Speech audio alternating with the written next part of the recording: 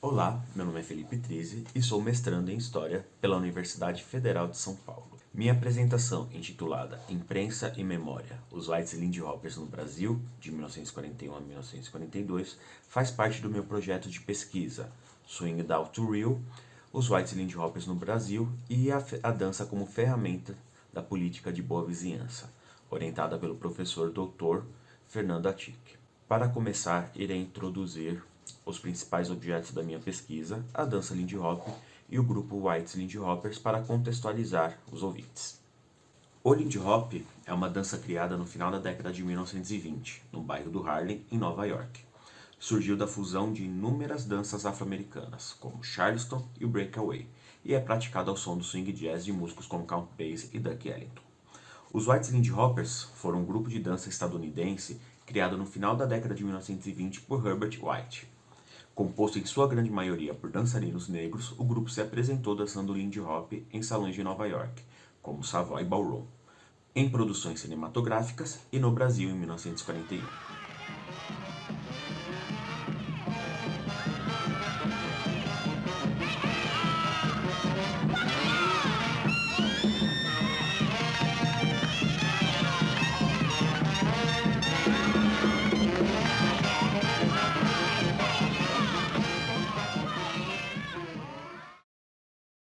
O grupo foi contratado para uma turnê de 6 semanas no Cassino da Urca, no Rio de Janeiro.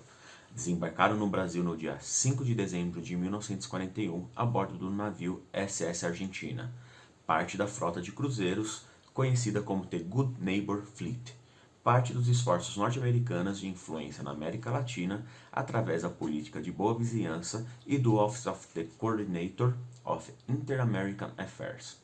Estavam representando o grupo os dançarinos Ann Johnson, Al Minks, Billy Ricker, Frank Manning, Norma Miller e William May Ricker. Com a entrada dos Estados Unidos na Segunda Guerra Mundial, no dia 7 de dezembro, a turnê que duraria 6 semanas se tornou uma estadia de 10 meses, uma vez que com a iminência de ataques a navios norte-americanos por alemães, a volta se tornou perigosa. Com isso, o grupo que iria se apresentar apenas no Rio de Janeiro acabou estendendo a visita a outras cidades, brasileiras como Niterói, Petrópolis, Belo Horizonte, São Paulo e Santos. Durante a sua estadia, os Whites se apresentaram com diversos artistas brasileiros, tais como Linda Batista e Grande Otelo. Também tiveram contato com a cultura brasileira, sobretudo através do samba e carnaval, e incluir em suas performances elementos do frevo. Sua turnê, bem como algumas experiências pessoais, estão relatadas em 2 autobiografias, escritas pelos dançarinos Frank Manning e Norma Miller, além de notícias em jornais da época. As biografias de Frank e Norma são os únicos relatos em primeira pessoa que temos sobre o período que os Whites estiveram aqui no Brasil. As biografias, devido a seu caráter fragmentário e pautado na memória, possuem incongruências quando confrontados com outras fontes, como, por exemplo, eles terem se apresentado no Cassino da Pampulha em 1942, sendo que esse só foi inaugurado em 1943. A autobiografia de Norma foi escrita em 1996 e a de Frank Manning em 2007, no momento em que a cena mundial de Lindy Hop estava passando por um período de exaltação a um movimento chamado Revival. O Lindy Hop passou por anos em declínio, sobretudo no pós-Segunda Guerra, com o surgimento de um novo estilo de jazz, o bebop, de uma nova dança, o rock, e de uma nova forma de entretenimento de massas, a televisão. Até que na década de 1980 foi redescoberto por dançarinos, sobretudo da Europa e brancos, que se consideram até hoje os responsáveis pela ressuscitação do estilo, mesmo que este tenha sido praticado ainda no Harlem durante os anos de 1950, 60, 70 e 80, pelas comunidades negras ali presentes. Dito isto, faz com que se questione também o objetivo por trás da escrita dessas biografias, já que elas tratam alguns acontecimentos de forma mais branda, considerando que seu público-alvo são dançarinos espalhados pelo mundo que consomem a cultura afro-americana e que acreditam no revival perpetrado por salvadores brancos europeus nos últimos anos. Alguns jornais e revistas registraram a passagem deles por alguns cassinos e cidades. Neles estão presentes propagandas do Cassino da Urca, informações sobre uma apresentação no Tênis Clube de Petrópolis, em benefício à Sociedade de Proteção e Assistência aos Lázaros, que foi patrocinada pela filha do presidente Getúlio Vargas, Alzira. e um incidente em junho de 1942 com a população local em Belo Horizonte, onde, após uma briga em um ponto de ônibus, foram confrontados por nacionalistas, sendo esse último caso também presente nas já citadas autobiografias. Importante ressaltar as diferenças que se tem dos registros sobre esse último caso, já que nas autobiografias o incidente só ocorre após Billy Wicker atacar uma pessoa que tinha sido agressiva com a sua esposa William May. Já nos jornais se deu porque os dançarinos não acataram as determinações do policiamento local quanto às preferências na entrada dos ônibus.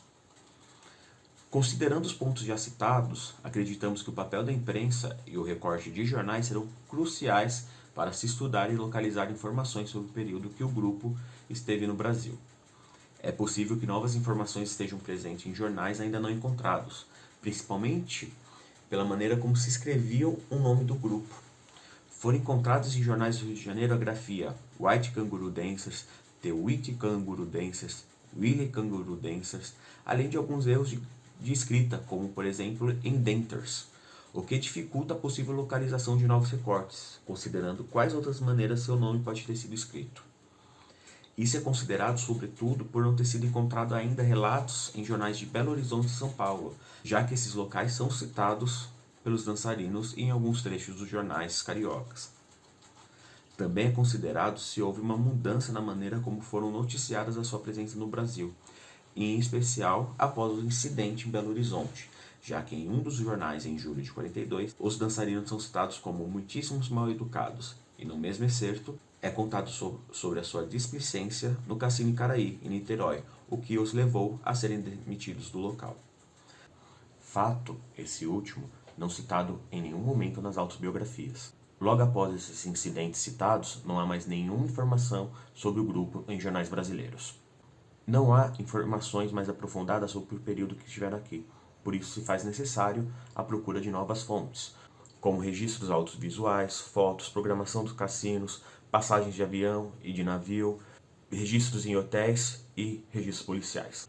Também não foi encontrado, até o momento, nenhum registro sobre a presença deles no Brasil em jornais norte-americanos. Descobri o jornal New York Amsterdam News, lançado em 1909 no Harlem e administrado e publicado por negros até hoje. Há a possibilidade nesse jornal, durante os anos de 1941 e 42, que tenha sido noticiado algo sobre os whites no Brasil, considerando que os 6 dançarinos do grupo eram moradores do Harlem. Os jornais estão digitalizados e disponibilizados no site da Library of Congress, mas o seu acesso é restrito, o que se faz a necessidade que se vá para os Estados Unidos para tentar esse acesso. Além disso, possui relatos em vídeo da dançarina Norma Miller quando ela veio ao Brasil em 2011, aos 92 anos de idade. Nesses trechos, ela conta parte das suas experiências como dançarina aqui no país.